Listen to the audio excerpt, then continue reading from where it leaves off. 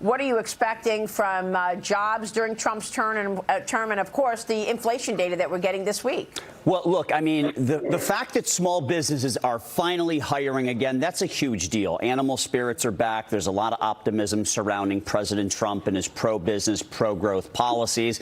And small businesses tend to be the canary in the coal mine. They tend to give us some insight as to where the economy is heading before the big companies are hiring and firing. So that's certainly a good thing.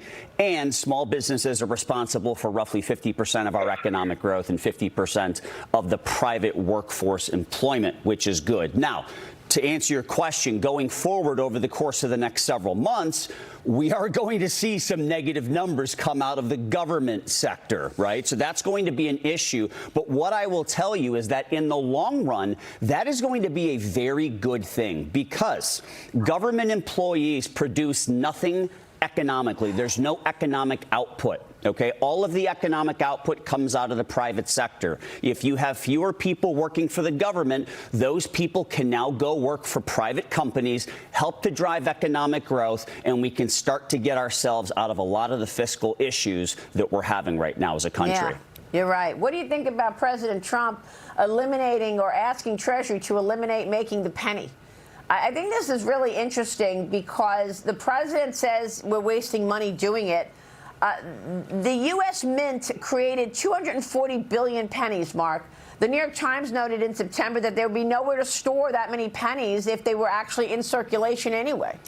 Can't you just round everything to the nearest 5 cents? I mean, it seems like that's an easy thing to do. But yeah, I mean, it doesn't make sense. I mean, for one, I mean, you know, paper dollars, you know, coins, people are using less of them anyways. I mean, a lot of payments are now made, you know, via Apple Pay or credit card, whatever it might be.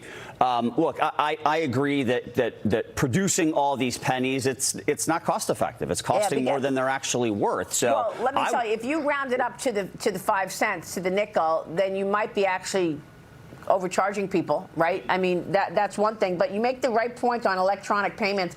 TD Cowen writes this: we think this could give another boost to electronic payments if consumers object to the rounding of payments. That's what you're saying, round it up to 5 cents. But that means, you know, counting it all up, could be paying more than you thought you were. Yeah, anyway.